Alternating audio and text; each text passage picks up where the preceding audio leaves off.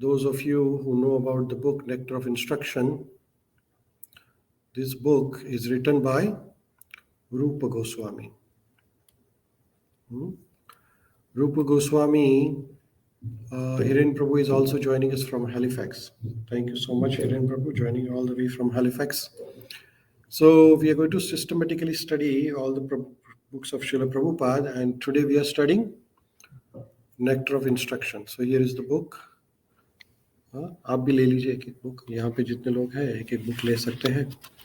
So this is the book here. Those who don't have a hard copy of the book, then I have the soft copy uploaded, and then I'm going to share the screen with you. So Srila Rupa Goswami and Sanatan Goswami, they have compiled a lot of literature. And one of the books they have composed is this Nectar of Instructions. Rupa and Sanatan Goswami, they are very confidential associates of Lord Sri Chaitanya Mahaprabhu. There are 6 Goswamis. Among the 6 Goswamis, Rupa and Sanatan are the principal Goswamis. So here you can see that these are 6 Goswamis of Vrindavan. And Rupa Goswami was the leader of all the Goswamis of Vrindavan. When Sri Chaitanya Mahaprabhu was on the planet, he gave a task to the 6 Goswamis. And what was the task 6 Goswamis were given? The task which was given to 6 Goswamis was to rediscover all the holy places of Vrindavan and compile the literature based upon the teachings of Sri Chaitanya Mahaprabhu and on the Vedic Scripture. So Rupa Goswami and Sanatan Goswami, both of them, they did a lot of study of all the Vedic literature, and then they composed a variety of literature, which includes Nectar of Devotion or Upadeshamrita. Nectar of Devotion is Bhakti Rasamrita Sindhu. Nectar of Instruction is Upadeshamrita, and so many other literatures they composed. So today we are going to learn from Nectar of Instruction. So I'm going to share the screen of,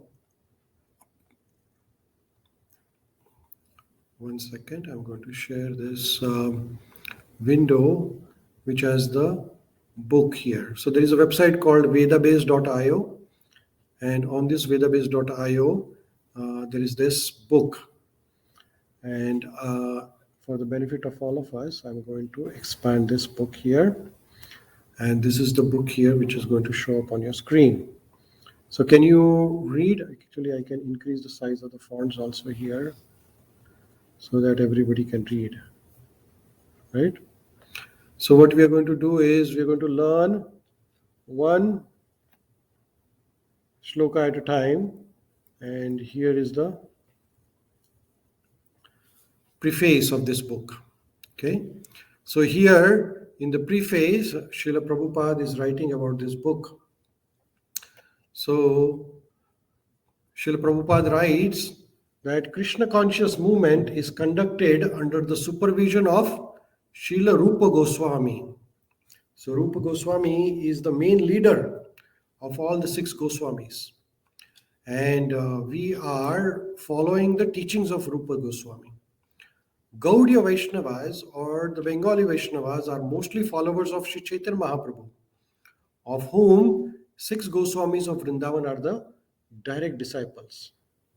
So here, all the 6 Goswamis, they are the one who are the direct disciples of Sri Chaitanya Mahaprabhu. So whatever Chaitanya Mahaprabhu has to teach, he gave those instructions to these 6 Goswamis. And these 6 Goswamis they are like a mine of information from the Vedic literature. So therefore, Narottam Das Thakur has sung this song, Rupa Raghunatha Pade Haibi Akuti Kabe Hama Bhujahpa Se Yugala Priti. When I'm eager to understand the literature given by 6 Goswamis, then I shall be able to understand the transcendental loving affairs of Radha and Krishna. So to understand Radha and Krishna, we need to understand the information given by the 6 Goswamis. If you really want to progress in the path of bhakti, then we have to understand the teachings of these 6 Goswamis. Rupa Goswami was the leader of all the Goswamis. And to guide our activities, he gave us Upadeshamrita, the nectar of instruction to follow. So, for our benefit to progress on the path of bhakti, Rupa Goswami has given us this book, little book. It has only 11 shlokas. But if we learn these 11 shlokas, this gives us everything what we have to learn about bhakti is there in this 11 shlokas. As Sri Chaitanya Mahaprabhu left behind him 8 verses known as Shikshastaka, Rupa Goswami gave us Upadeshamrita so that we may become pure Vaishnavas. So, Chaitanya Mahaprabhu gave us only 8 teachings, Shikshastakam. Similarly, these are 11 teachings, 8 teachings of Chaitanya Mahaprabhu and 11 teachings of Sri Rupa Goswami. And if we learn these 11 teachings, we don't want to learn anything more. Everything is right here. Whatever is the summary of all the Vedic literature is right there to progress on the path of bhakti. Hare Krishna. Welcome, Parulji. Thank you for joining us. So, further, Srila Prabhupada writes, in all spiritual affairs, one's first duty is to control the mind and the senses. Unless one controls his mind and senses, one cannot make any advancement in spiritual life, right? So, in this book, Nectar of Instruction, Rupa Goswami tells us how to control our senses and the mind. And unless and until we control our senses and mind, we cannot progress on the path of bhakti, right? So this is a very important sentence here. Unless we control mind and senses, one cannot progress on the path of bhakti. You see that? Green highlight. Huh? Unless one controls mind and senses, one cannot make any progress on the path of bhakti. So मन और इंद्रिया इनके ऊपर control बहुत जरूरी है, तो ही हम भक्ति में आगे बढ़ सकते हैं. Further, Srila Prabhupada writes, everyone within this material world is engrossed in the mode of passion and ignorance. One must promote himself to the platform of goodness, sattva guna, by following the instructions of Rupa Goswami. And then everything concerning how to make further progress will be revealed. So most of the time people are in the Rajo Guna or in the Tamo Guna. But if we really want to progress on the path of bhakti, what Srila Prabhupada writes? We want to progress on the path of Sattva Guna. Sattva Guna, then only we will progress on the path of bhakti. Further, Srila Prabhupada writes, advancement in the Krishna consciousness depends upon the attitude of the follower. This is very important sentence. If you really want to progress on the bhakti, then what is important? Your attitude. So what is the attitude? There are 2 attitudes. One is you want to serve, and the second attitude is you want to enjoy. So if you have an attitude of service, then that is the favorable for bhakti. And if you want to have attitude of enjoyment, you want to be the bhogi, then it is not favorable. Further, Srila Prabhupada writes, a follower of Krishna consciousness movement should become a perfect Goswami. Goswami means, further, Srila Prabhupada writes, one who wants to become a perfect devotee of Krishna must become a Goswami. Go means the senses and the Swami means the master. Unless one controls his senses and mind, one cannot become Goswami. Go means senses and Swami means the master. So one has to become the master of the senses. Then only we can become Goswami. And if one becomes master of senses, then he can progress on the path of bhakti. Further, Srila Prabhupada writes, to achieve the highest success in the life by becoming Goswami and then the pure devotee of Lord, one must follow instructions known as Upadeshamrita. So if you really want to progress on the path of bhakti, then you must follow the instructions which are known as Upadeshamrita, which have been given by Srila Rupa Goswami. Other books such as Bhakti Rasamrita Sindhu, Vidhaga Madhava and Lalita Madhava, but the Upadeshamrita constitutes the first instruction for the neophyte devotee. One should follow these instructions very, very carefully, very strictly.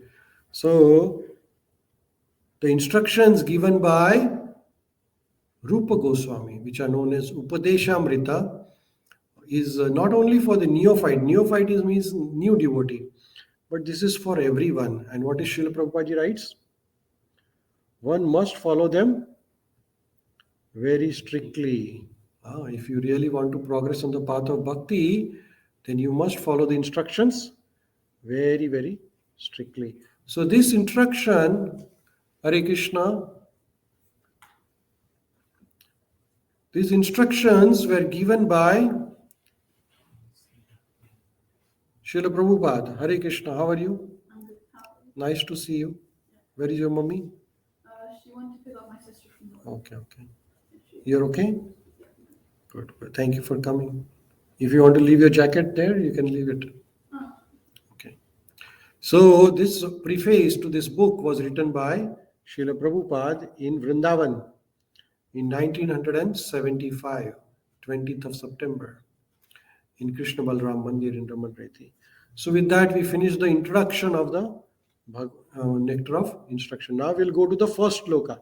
As I said, there are total 11 shlokas in Nectar of Instruction. So today we will cover first shloka of Nectar of Instruction. And this book, if we read carefully, if we follow the instructions carefully, then we will be able to progress on the path of bhakti. And what did Sri Prabhupada say? One has to follow them very strictly if one really wants to progress on the path of bhakti. Otherwise, you will not be able to progress. So let's read the first shloka of the Nectar of Instructions by Rupa Goswami. So what is the first shloka said?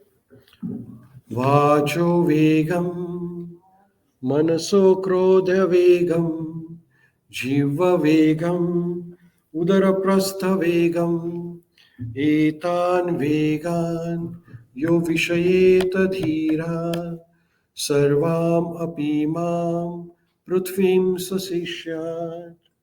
So all of you can repeat after me, one word at a time, okay? Are you okay? Can you repeat after me? Okay, repeat. Vacho vegam manasa krodha vegam jiva vegam udaraprastha vegam etan vegan yo vishaheta dhira sarvam apimam prithvim sashishyat.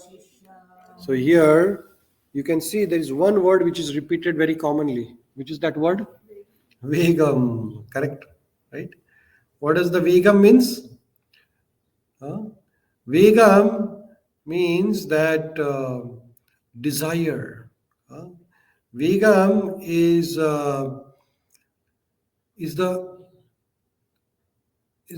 like a strong will or strong desire to do something. So we all have some of the strong desires or strong urge. Here Srila Prabhupada has translated vegam as urge, right? There are various urges. Urges means that something which is irresistible, which you cannot stop. So most of us have different types of urges or desires or like say if you see a sweet food, you have an urge to eat. You have an intense desire. You can't just stop. You can't resist it. Right? It's called unresistible desire to enjoy, which is called as It's called Vegam. Vegam means, actual Vega means the speed. But here, the Vega means that urge, Srila Prabhupada says. So there are different types of urges which you cannot resist.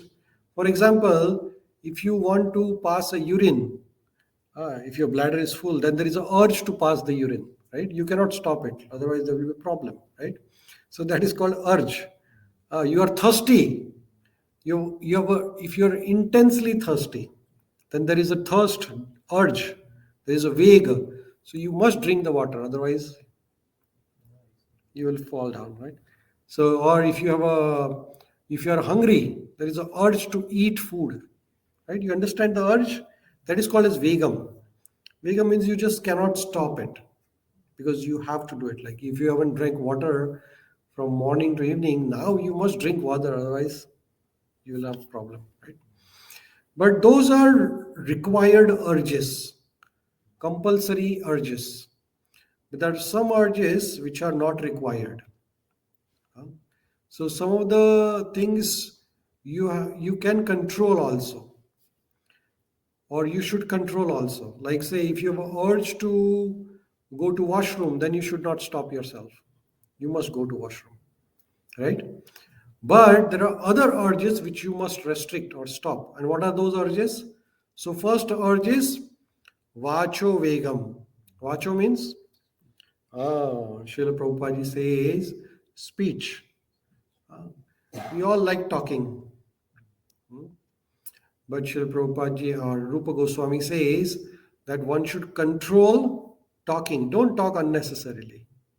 Vacho vegam means that no unnecessary talking. Manaso krodha vegam. Manasa means mind. So there are desires of the mind also. Mind is very restless. And it wants to think a lot of things.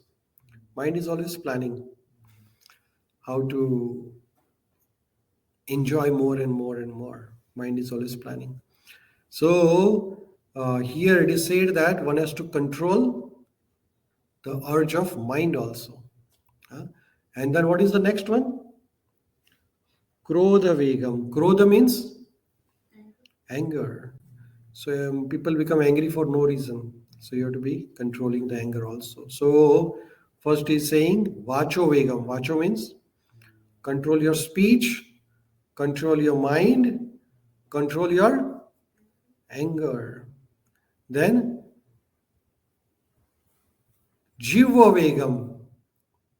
Jiva means now jiva means that tongue. Now what is the function of the tongue? First is to speech, and another function of the tongue is tasting, correct? Eating. So Srila Prabhupada says jiva. Jiva means tongue. So jiva vegam. So you have to control your tongue also. You like to eat so many things, but you just cannot keep on eating everything. Otherwise you'll fall sick, right? So vacho vegam, manaso krodha vegam, jiva vegam, udara prastha vegam. Parulji is saying that Swatiji is saying Vani, tongue. Yes, correct. Parulji is saying controlling speech, mind, and anger, even while business dealing, is useful. Our practice in Bhakti Yoga helps all in us in all spheres of life and prepares us for everything life brings. Absolutely, Parulji, agree with you that if you control all this, then not only your material life, but the spiritual life, and everywhere you will progress in your life, right?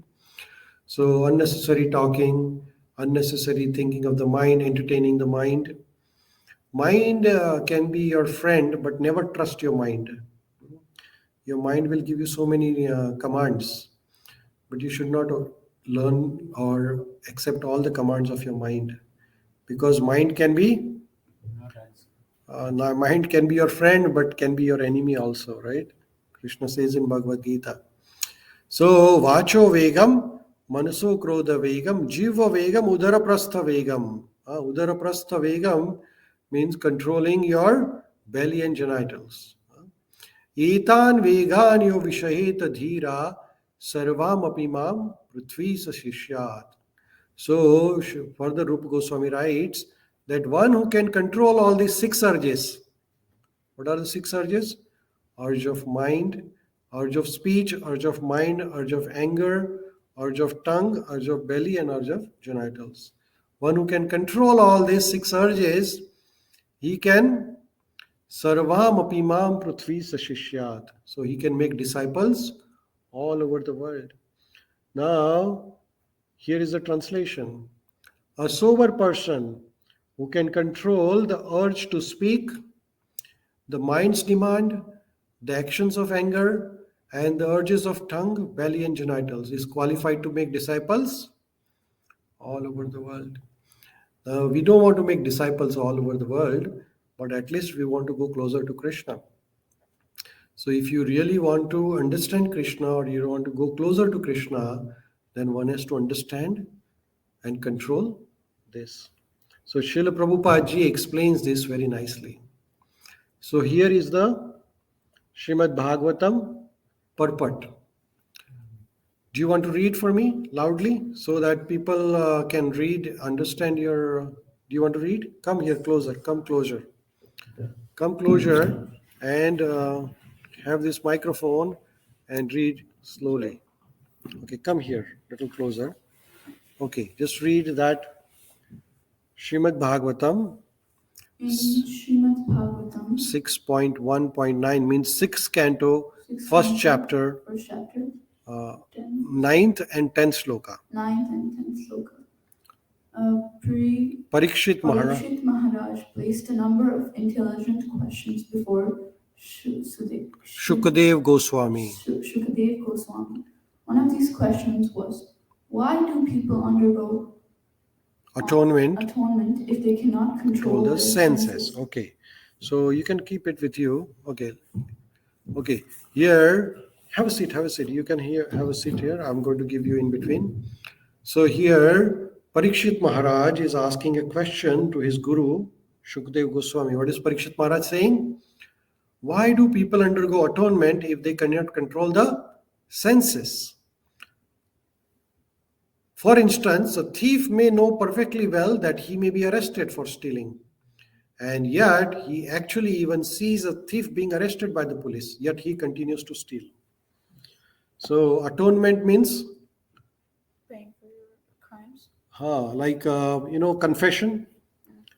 Atonement means a sort of a confession. Or in Hindi, Sanskrit, we call prayashchitta. People do prayashchitta or atonement for variety of things. Right? Suppose you do some sinful activity, then you'll say, I want to do atonement. I want to do prayashchitta. But Parikshit Maharaj is saying that sometimes people do atonement, but then again they do the sinful activity again. Then why to do atonement? Or what is the use of that false atonement? अगर आप प्रायश्चित्त करेंगे और बाद में वापस पाप करेंगे तो प्रायश्चित्त का कोई मतलब नहीं है ना. For example, you chant the Hare Krishna Mahamantra and then you do the sinful activity again. Is that useful? No, because you are again creating your karma. Right? So Parikshit Maharaj is saying that if you cannot control your senses, then why to do atonement? So real atonement is controlling the senses. You understand this? Otherwise, if you put a thief in the jail, and while he is in the jail, he will not do the theft. But as soon as he comes out of the jail, he will do the theft. Then what is the use of the punishment? Is there any use of punishment? There is no use. So we might be punished. But the real punishment or real prayashchitta is the controlling the senses. Here, Srila Prabhupada ji writes here that, what is Srila Prabhupada ji writing? Experience is gathered by hearing and seeing. You can get the experience by hearing or by seeing. One who is less intelligent gathers the experience by seeing. And one who is more intelligent gathers experience by hearing. If you are really smart, you will learn just by hearing. You don't have to experience. Hmm? So if you tell someone that please don't go near the fire because the fire will burn you. If he is intelligent, he will not go near the fire. But one who is less intelligent will go near the fire and experience the fire, and then he will not go. You understand this? Yes. So who is more intelligent? One who hears properly. Srila Prabhupada says, when an when an intelligent person hears from the law books and shastras or scriptures that stealing is not good and hears that a thief is being punished when arrested, he refrains from the theft. A less intelligent person may first have to be arrested and punished for stealing to learn to stop stealing. However, a foolish man may have the experience of both hearing and seeing and may even be punished. Still, he continues to steal, right? So, there are three types of people on the planet. Actually, Prabhupada further describes the fourth type also.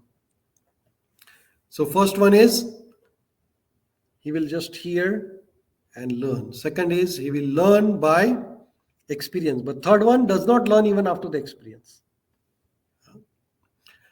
If a punishment in the jail is considered atonement, what is the benefit of such atonement? Thus Parikshit Maharaj inquired. So, in our life also, we are punished many times.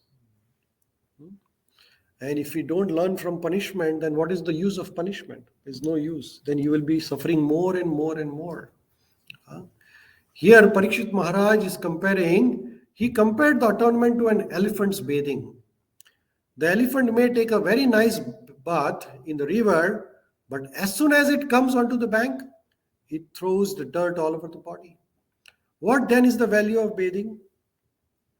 If you take a shower and then you make your body dirty again, then there is no point in taking a shower. Satisfaction. But then you have to keep yourself clean at least for some time. What is that point? You just take the elephant. What does the elephant do? He goes in the water, he cleans it, and as soon as he comes out, put the dirt again. Then again go into the water. There is no point, right? Similarly, Srila Prabhupada writes, many spiritual practitioners, they chant the Hare Krishna Mahamantra and at the same time they commit many forbidden things, thinking that their chanting will counteract their offenses. But it will not help. If you are chanting the Mahamantra, at the same time you are doing the sinful activity, then Namna Balade Yasha Papa Vritti. So you will be punished more actually. If you're doing sin, what are the 10 types of offenses there are there? Srila Prabhupada says, of the 10 types of offenses one can commit while chanting the holy name of the Lord, this offense is called as Namna Balad Yashahi Papa Buddhi, committing sinful activities on the strength of chanting the Mahamantra. So one should avoid. So what are the sinful activities? No meat eating, no illicit relationship, no intoxication, and no gambling. Right? So these are the four things you should avoid. Now, if you do those while you are chanting, then you are committing sinful activity. Srila Prabhupada says, certain Christians, they go to the confession, go to church to confess their sins, thinking that confessing their sins before the priest and performing some penance will relieve them from the results. But then they come out of the church and they perform another sinful activity. So two examples Prabhupada gave here. One is of elephant and another is of confession. It won't do. And third example is you chant Hare Krishna Mahamantra and you do the sinful activity. It won't work. It won't work. Srila Prabhupada says this kind of prayaschitta or atonement is condemned by the Parikshit Maharaj. So one should not do that type of prayaschitta. Here Srila Prabhupada further says, a sinful activity cannot be counteracted by the pious activity. Thus, Real Prashchitta atonement is awakening of our dormant Krishna consciousness. This is the key sentence highlighted in the blue. So sinful activities, if you do sin and then you do good activity, you cannot counteract them. Because you have to enjoy the results of good activities and then you have to suffer the results of sinful activities. So both goes together. But the real prayaschitta or real atonement is Krishna consciousness. So what does Krishna consciousness means? That when you are in the Krishna consciousness, you automatically, in association with the devotees and under the guidance of a guru, you stop all the sinful activities. So in Krishna consciousness, our Guru Maharaj will not give you diksha if you are not following 4 regulative principles. What are those?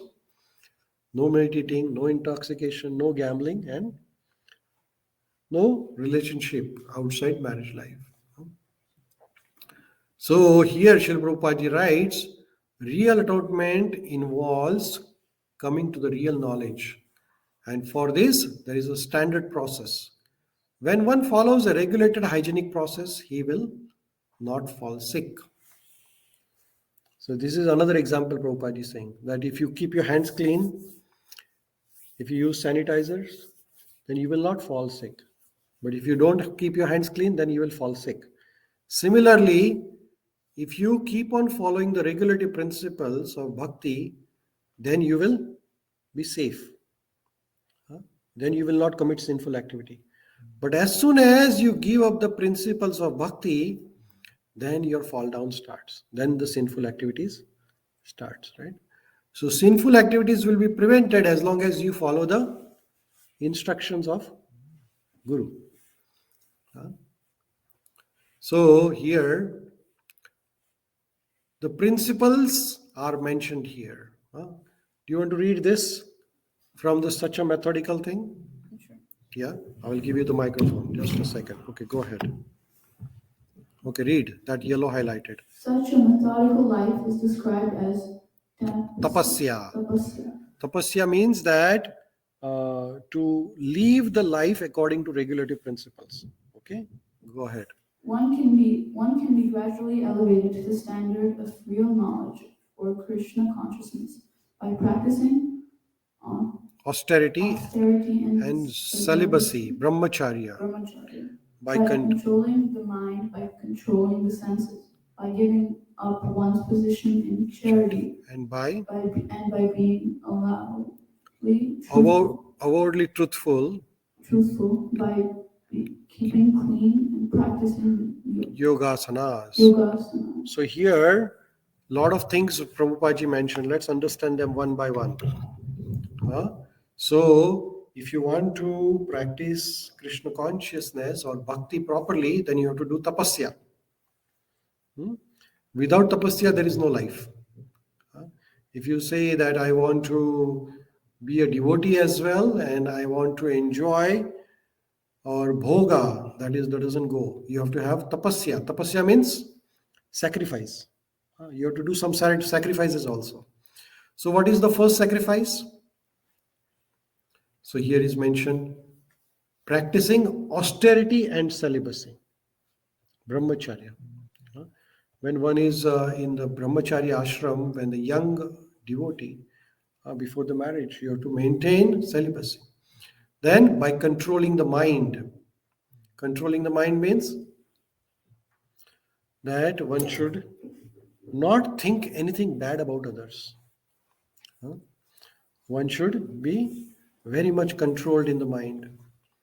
Mind should always be trained to think good of others. We always are thinking like how we can pull somebody down, how can I get all the benefit? Selfish. So that is not good. So we have to control the mind. Then controlling the senses. Controlling the senses means controlling your eyes. How do you control the eyes? So what is the function of the eyes? See. Function of the eyes is to see. So now there are so many things to see on the world. but you should see the things which are helpful for you to progress on the path of bhakti, right? So on the internet or on the social media, so many things to see, but we should avoid seeing the things which agitates our mind, which disturbs our mind. Then what is the function of the ear? Listen. Huh? So how do you control the ears? Hear which is beneficial for progress of path of bhakti, right? Then how do you control your tongue? What is the function of the tongue? Speaking and eating. So you eat which is offered to Krishna. Don't eat the food outside the restaurant food. People go and eat. Then you fall sick. And it is not good for your path of bhakti. Eat the food which is offered to Krishna. So eat only Krishna Prashad. And then talk. People wants to talk. So how do you control the tongue? Talk only about Krishna Katha or beneficial to others. Don't criticize others. Don't gossip. Don't talk nonsense. Because if you talk nonsense, then you are inviting trouble. Right? Then how do you control your... you talked about ears, then you talk about tongue. How do you control your legs? So you use the legs so you can serve others. You use your hands so that you can serve others, like that. So everything can be used in the service of Krishna. Then by giving up one's possessions in charity. So donation is very important part. We must donate. Whatever little we have, we must donate at least a bit of it. By being truthful, avowedly truthful, by keeping clean and by practicing yogasana. So these are the austerities, tapasya. So what is keeping clean? Taking a shower at least. How many times a day? Once a day, that's it. That's more than enough. Ideally, if you have enough water supply, then you should take at least 2 times. Recommended is 3 times, but at least 2 times a day is required. One morning and one evening shower. That is brahmacharya. That is cleaning. Keep yourself clean from outside. And then how do you clean inside? By chanting the Hare Krishna Mahamantra. So in India or in some places like Nepal, if there is a water shortage, yeah, I understand you take shower every alternate day probably. Some people do that because they don't have water supply. If you have like city like Thunder Bay or in the Canada country, there's a lot of water. There's no problem, right? You can take a couple of times a shower, no problem. So keeping clean is very important. And by practicing yogasanas, practicing meditation. However, if one is fortunate enough to get the association of pure devotee, he can easily surpass all the practices for controlling the mind by mystic yoga poses, simply by following the regulative process of Krishna consciousness, refraining from illicit sex, meat eating, intoxication, and gambling, and by engaging in the service of Supreme under the direction of bona fide spiritual master. This easy process is being recommended by Srila Rupa Goswami. So Srila Prabhupada is saying that all these are recommended, tapasyas, different type of tapasyas. But if you follow bhakti, principles of bhakti, then all these are included in bhakti. Bhakti encompasses everything. So here Srila Prabhupada little bit guides us about speaking power. So he gives an example of here, he gives, yeah, please. He gives an example of the croaking toad. You see that here? Here Srila Prabhupada gives,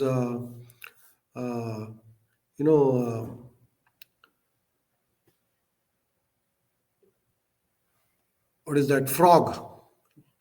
When there is a rainy season, then frog makes the sound drown, right? But then the frog, why do the frog make a sound? Drown? Because the frog, she frogs wants to attract the he frogs. So, or he frogs wants to attract the she frogs. So they make the sound. But actually when they make the sound, they attract the snakes. and the snake will come and eat the frog. So here, Srila Prabhupada is giving the example that as a frog makes unnecessary noise and invites the death, right? Similarly, if we talk unnecessary things, then we are inviting problems. Shri Gaurnitai ki, Sitaram Lakshman Hanuman, Shri Radha Vrijvatsal ki, Shri Jagannath Baldev Subhadra, Shri Prabhupada. So we should avoid unnecessary talk. That is what Srila Prabhupada is saying. Nonsense talking should be avoided. Huh? So here, the means of controlled speech conveyed by Rupa Goswami advocates positive process of Krishna Katha. So we have lots of topics to talk. What do you talk at home? About religion, science, and that. Other than that, do you talk anything else or that's it? Yeah, I talk politics. Politics, right? Politics and aviation, and society, society. people, family. And then when you meet friends, what do you talk?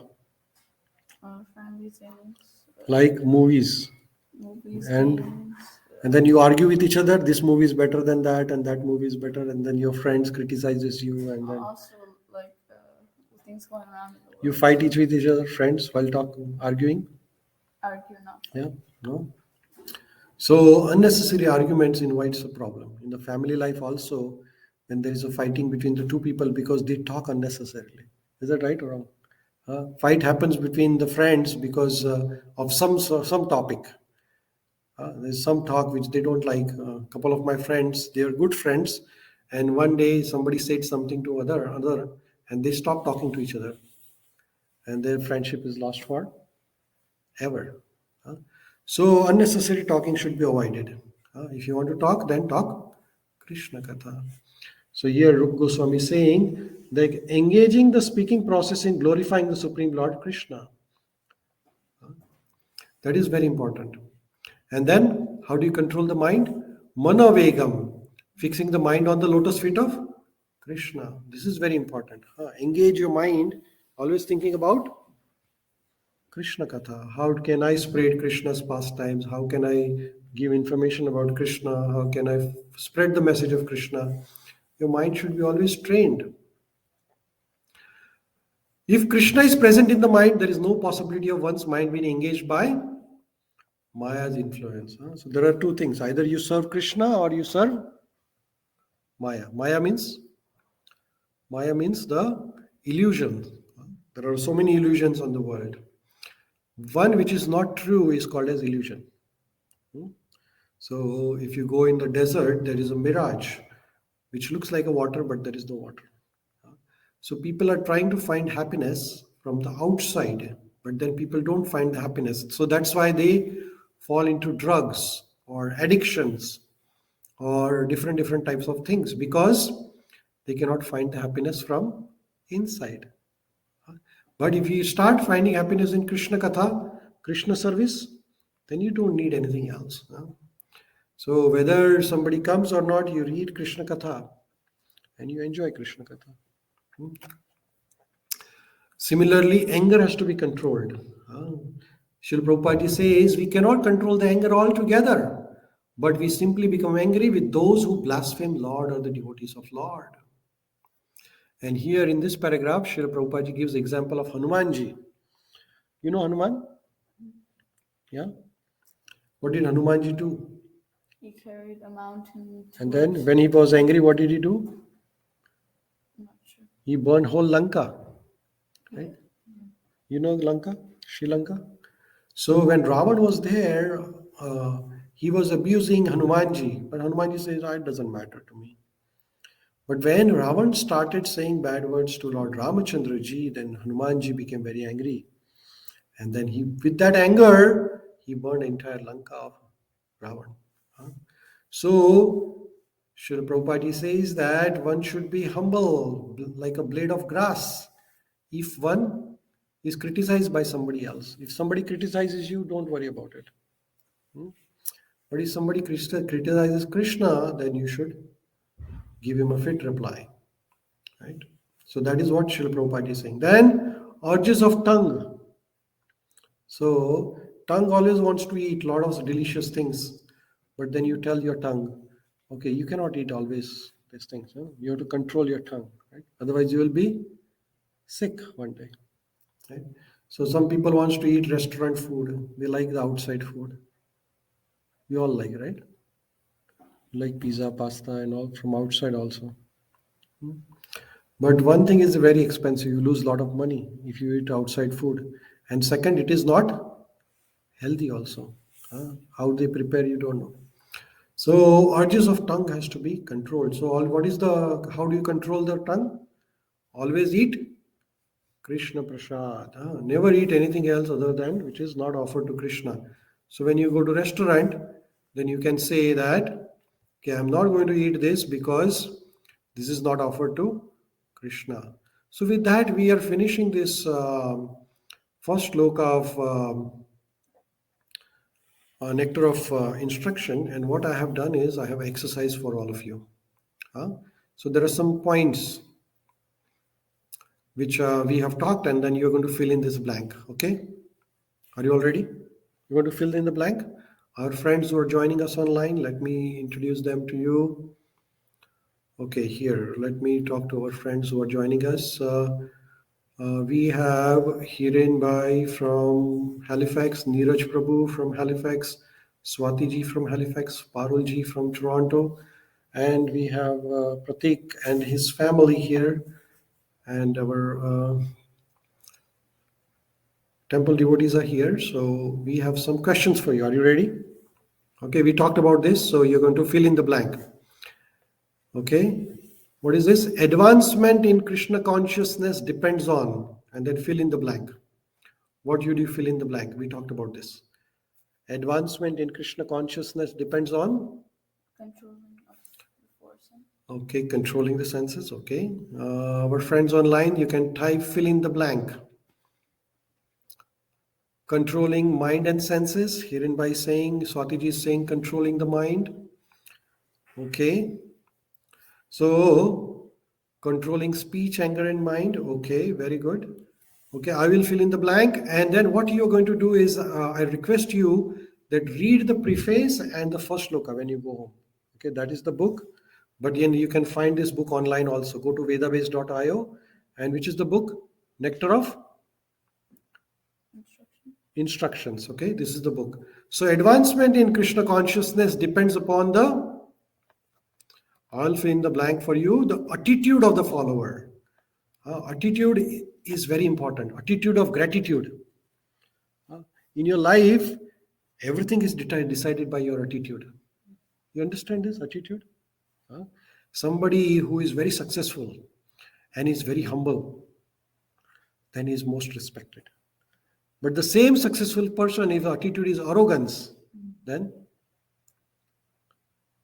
nobody respects that person. So what is important? Not the success, it is the attitude very important. So what is the attitude of Krishna consciousness? Seva. Right? Yes, you have a question? Yeah. What if someone is envious of you and tries to take you down because of your humbleness?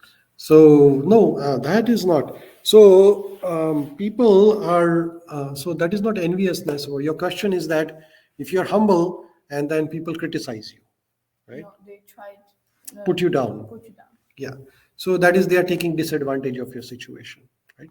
So there is one thing called as aggression and there is called assertiveness. There are two things. So you have to be either assertive or aggressive. So you have to be assertive. You cannot be aggressive. So if somebody tries to put you down, then you tell him that, please, I don't like it. Don't do that again. And if he does it again, then you leave the company of that person. Okay. So instead of fighting with that person, right? But attitude is very important in Krishna consciousness. And what is attitude in bhakti? Is the seva, right? So controlling the senses is very important. But what is the attitude behind the controlling the senses? You want to do seva for Krishna. Because if you cannot control the senses, then you will not be able to do seva of Krishna. You cannot be chanting the Hare Krishna Mahamantra and at the same time doing sinful activities.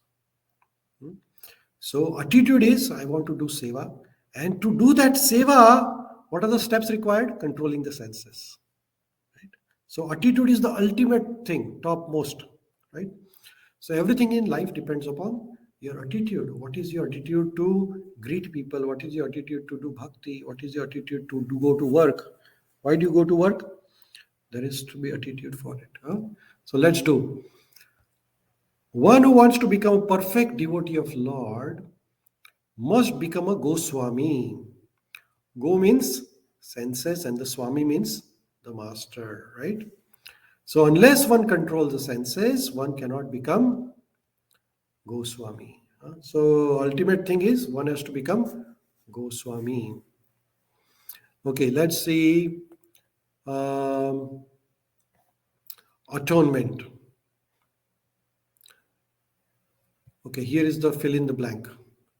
What is the real atonement? Real atonement. What is the real prayaschitta? There are two types of atonement. One is false atonement and one is real atonement.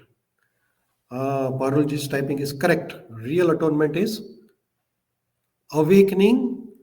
Neeraj Prabhu is saying correct. Awakening the Krishna consciousness. And Parulji is also right. So, real atonement is coming to the perfect knowledge. And what is the real knowledge? That I am the servant of Krishna, awakening our dormant Krishna consciousness.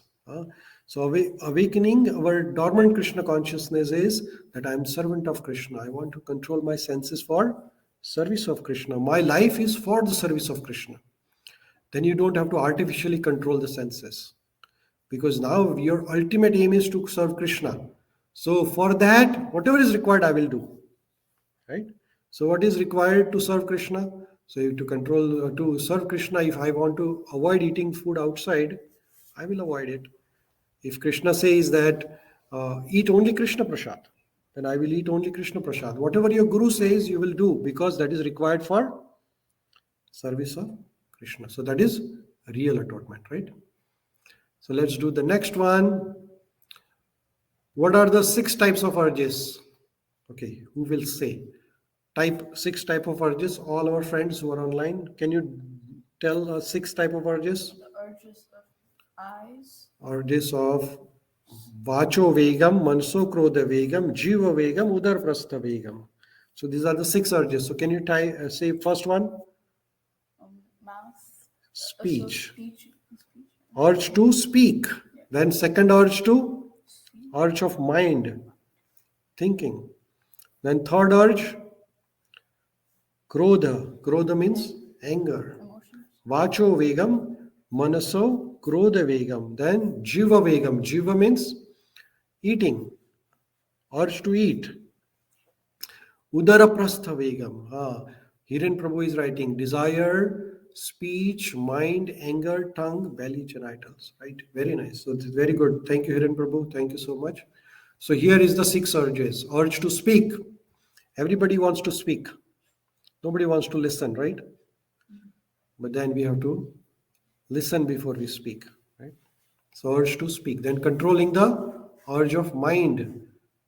How do you control the urge of mind? Mind always wants to think something. So always think about. Mind always thinking about good about yourself. But then here we are controlling the mind. Then urge of anger, urge of tongue and belly, urge of genitals, like that. So in this way, you can control all the urges. And this is the last one. Okay, this is the conclusion of everything. Okay, you can serve only one master. Give me 2 masters to whom you can serve. Swati ji is saying Krishna. So you can serve, she is correct actually. You can serve senses as a master, then you become Godas. And if you serve Krishna, then you become Goswami. So if you use your senses in service of Krishna, then what is that? You call it Goswami. And then if you use the senses in service of senses, for your sense gratification, then it is called Godas. So you have to decide whether you want to become a Godas or a Goswami. Srila Prabhupada says that if you want to be a devotee of Krishna, then you have to be Goswami. So controlling the senses means controlling your eating habits, controlling your sleeping habits, controlling your entertainment habits, controlling your all the lifestyle, whom you associate with, everything is important in Krishna consciousness. So here is the conclusion of everything what we talked. One who can control these 6 items, speech, mind, anger, tongue, belly, and genitals, is to be called Goswami. The footsteps of 6 Goswamis of Vrindavan, all Swamis or Goswamis should fully engaged in transcendental loving service of Lord. As opposed to this, the Godas engages in service of the senses or in the service of material world. So in this way, we are concluding this first sloka of this book called as Nectar of Instructions. Okay. So total 11 shlokas in this book. We have covered the preface and we have covered the first shloka. So you have any questions? No, I think No? You understood the message? Okay. Our online friends, Neeraj Prabhu has a question. Prabhuji, we hear this from childhood about controlling the mind and senses. It seems that we tend to just drown in the powerful current of senses. Even we know it, but we cannot control. Why this happens? Why we cannot control the senses? So Neeraj Prabhu is saying that uh, many people try to control their senses, but then senses are very powerful. Hmm. Swatiji is saying, beautifully explained in first shloka. Thank you, Swatiji. So we'll answer Neeraj Prabhu's question. Senses are very powerful. And senses needs engagement, right? You cannot keep your mind just like that, blank. Can you keep your mind blank? No. Mind will, what is mind will going to do? Mind is always going to think, right? Either good or bad. So Param Drishtva Nivartate, Parulji is saying that is the correct answer. Involve the mind in higher pursuit. So similarly, engage all the senses in engagement. All the senses. Eyes needs engagement, ears needs engagement, tongue needs engagement. You cannot keep them empty. So association is the key here. Association of the devotees. Association of the pure devotees of Lord is very, very important here. You become what you associate with. Right or wrong? If you associate with Facebook, you become a Facebook. If you associate with, what do you play the most? I don't know. No, you play, I know. I mostly Which game you play on the computer? I mostly watch videos. Watch video. You become a video then one day. Okay. So association is a very important thing. Is that right or wrong? Huh? So that's why we have to keep company of devotees. Satsanga, that is. And thank you so much for all joining us. This is very important, Neeraj Prabhu, that we all continuously associate and help each other. Maya, material energy is going to pull us down, but then we bring each other up. Somebody's having difficulty, we help each other. So that's how it is. That is the natural tendency that gravity pulls you down. But then to go against the gravity is very difficult. But we help each other to go against the gravity. So we have to keep trying, keep associating with the devotees, and we'll one day reach to Krishna. Then Swatini is saying how to engage eyes in Krishna consciousness. So engage our eyes in reading Krishna Katha, engage our eyes in seeing Krishna's darshan, engage our eyes in seeing good of others.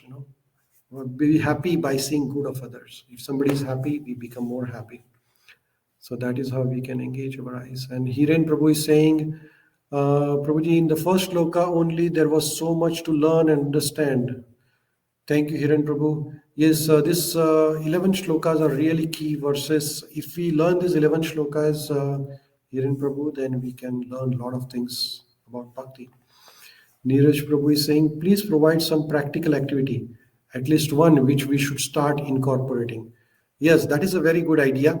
So one of the practical activity will be for all of us is that eat only Krishna Prasad. There are three things which are in the straight line. If you control the tongue, then you control the belly and then control the genitals. Everything comes in the straight line. So if we control the tongue, then everything is controlled automatically. So first activity for all of us, Niraj Prabhu, is that we eat only Krishna Prasad. And we will report back before the next class. How are we doing? That will be really nice, Niraj Prabhu. Yes. So how many times tongue we control by doing Hare Krishna Mahamantra and by Krishna Prasad. So we take a vow that we are going to chant at least say one round of Hare Krishna Mahamantra and then eat Krishna Prasad always. Would you come back next time? Do you chant Hare Krishna? Yeah. Yeah, every day or once a year? No, not every day, but not once. Next week we'll be joining from Kathmandu. Kathmandu? You're going Kathmandu? Yeah, tomorrow is our last day. Thursday, day after. Okay, so you come, you join us from the Kathmandu, and then Prasiddhi will be here. She will be joining live here, online or in person. But anyway, so Neeraj Prabhu and Swati ji, then Parul ji, Hiren Prabhu. So one of the practical activity we all can assign ourselves is that chanting the Mahamantra, controlling the tongue for us. This is the first thing. And then eating Krishna Prasad for sure. So whatever we eat offered to Krishna. Is that okay, Neeraj Prabhu? If you agree with this, please type yes. Prabhuji, Hiren Prabhu is saying, one question, if we have Sutak in the place, can we do Krishna chanting during this period? Yes, you can do Krishna chanting at any time, any place, at anywhere. There is no problem at all. So you can do Krishna chanting any time of the day at under any situations. That is not a problem. Okay. Thank you, Hiren Prabhu. And then Neeraj Prabhu, he says that yes, I agree. Thank you, and it is always a pleasure to hear from you. Thank you, Neeraj Prabhu. Thank you so much. Wish you all a very happy week, and hope to see you again next Tuesday, same time, same place, 7:30 p.m. Eastern time. So thank you, Hare Krishna, Hiren Prabhu, Neeraj ji, Parul ji, Swati ji. Pleasure to see you all again. And thank you, Pratik Prabhu. Thank you. Have a safe journey to Kathmandu. And Prasiddhi, thank you for coming. Hare Krishna, Hare Krishna. We'll talk about the next two shlokas. We'll try to cover shloka number 2 and 3. And then after covering the Nectar of Instruction, we'll read the next book, Nectar of Devotion. So we'll try to read one book at a time. So keep on coming. Hare Krishna. Have a safe evening. Hare Krishna.